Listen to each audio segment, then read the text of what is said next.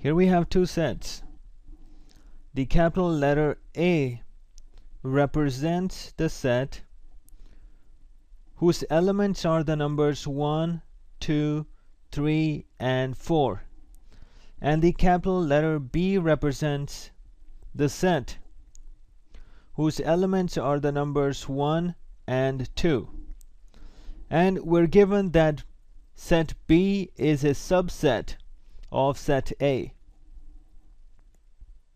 Similarly, the word consoles represents the set, or is a name of the set, whose elements are the gaming systems Wii, PS3, Xbox 360, and the DS. And the word Nintendo is the name of the set, whose elements are the gaming systems Wii and DS. And we're given that the set Nintendo is a subset of the set consoles. Now, what relationship do you observe between the set and its subset in these two examples that I've given you? What do you observe about the elements of B and the elements of the set A, which B is a subset of? And the same thing for example 2. You have 10 seconds.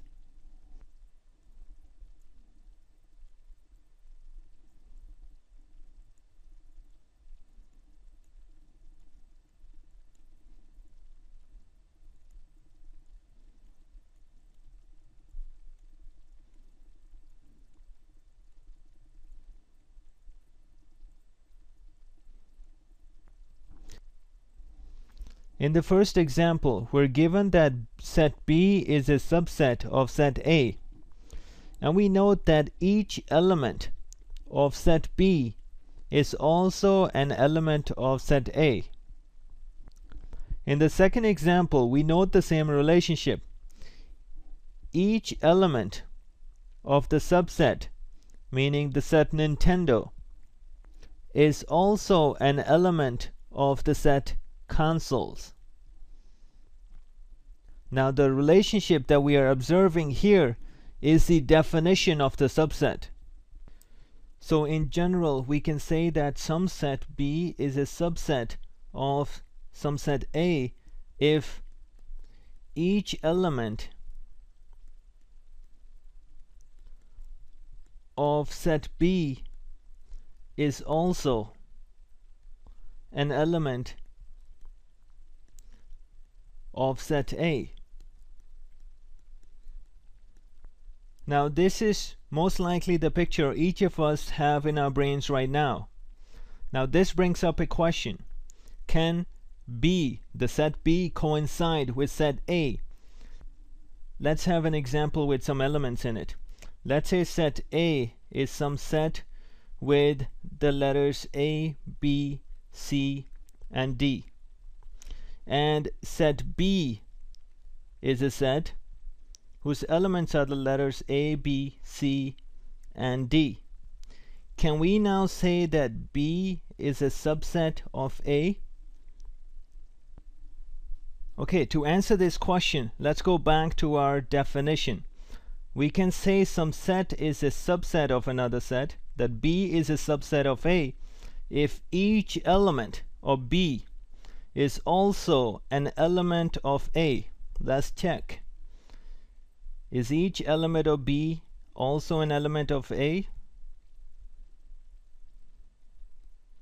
Yes. So the two sets can coincide. Okay, now what this picture is showing is B as a proper subset. Okay, proper subset. Meaning B does not include all the elements of A, only some of them.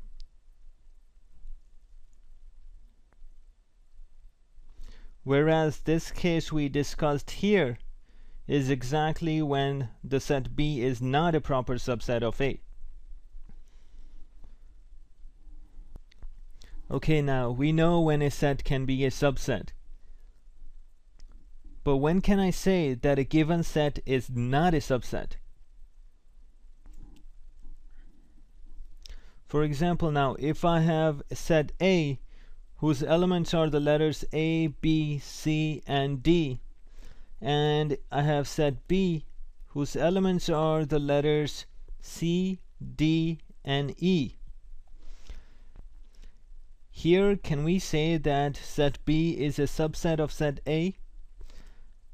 No, because we notice that B is not a subset of set A because E, this element right here, is an element of set B, but E is not an element of set A.